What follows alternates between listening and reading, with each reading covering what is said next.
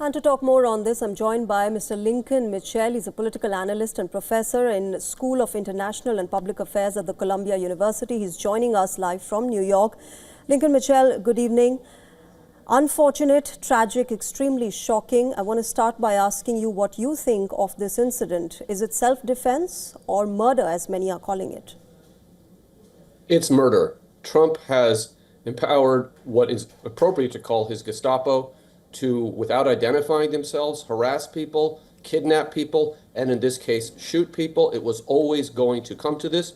This is when Trump ran for president. This is what he promised. This is what people who supported him voted for. And the lies coming out of the Trump White House today are no surprise. They will support their Gestapo. These are the armed thugs that are the leading force of the Trump regime and the efforts to destroy the United States and American democracy.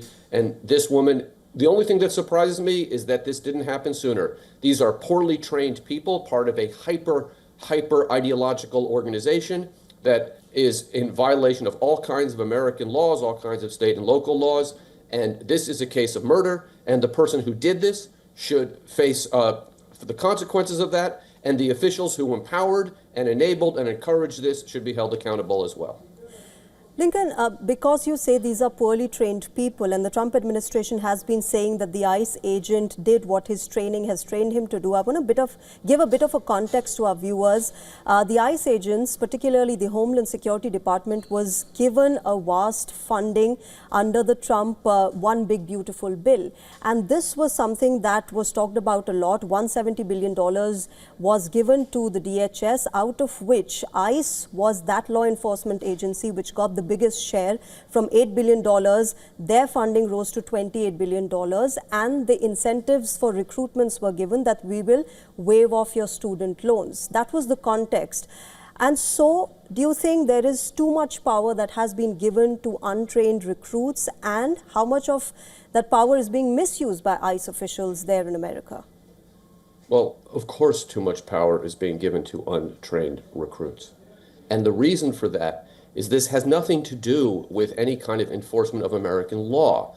This has to do with creating a force that is personally loyal to Donald Trump and his henchmen. And the recruiting of ICE agents, if you follow this, is highly ideological. And if they're moving in people very fast, they're having trouble recruiting qualified people. The training is very cursory, and this is what happens. So I think it is tempting to say, I mean, this is a tragedy, but it's something more than that. This was the inevitable result of Trump's policies, beginning with his campaigns, but ending with the big, beautiful bill. And so, you know, a lot of Democrats have been lashing out at the Trump administration, saying this is something that was absolutely uncalled for. This also comes right ahead of the midterm elections. Do you think this kind of a tragic incident can have an impact on the midterms? Well, we still have some time before the midterms, more than 10 months. So it's not like the midterms are 2 weeks away.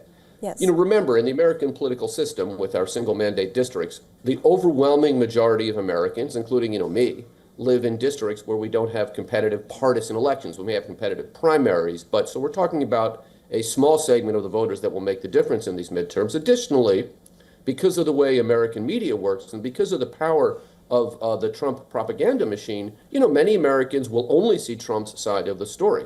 So 10 months from now, yes, ICE itself will be part of this election. It is clear the American people don't like this. The salience of this particular incident, it's hard to know. This could set off a wave of national protests. We've already seen these in some cities. This could continue into the summer, or it could kind of fade away. I mean, if you just, not to be very specific, but if you look closely at the footage you're showing right now of Minnesota, it's January in Minnesota. And for your viewers who may not have been there, been to that part of the world in the Midwest, it's quite cold. I mean, -5, -10 Celsius. So, had this happened in spring, I think you'd see massive demonstrations. If this happens again, and, there's a non-zero chance that it will happen again, yes, this will become a major issue. Right. Just the fact that Kristi Noem has held press conferences twice clarifying this aggressively reflects how the Trump administration has been caught in a spot. Yeah, yeah. But That's right, and we shouldn't use the word clarify. She's spreading disinformation about this. Okay. She's calling this woman a domestic terrorist. This is a terrorist Yes. activity. All this woman was trying to do, the woman who was killed, Ms. Good, was trying to drive away. So Kristi Noem is complicit in spreading disinformation about this, which has been her role since going into the Trump cabinet. All right. All right. We'll leave it there. Lincoln Mitchell, thank you very much for joining us and sharing your thoughts. Let's wait and watch how this turns out eventually. Thank you very much. Thank you.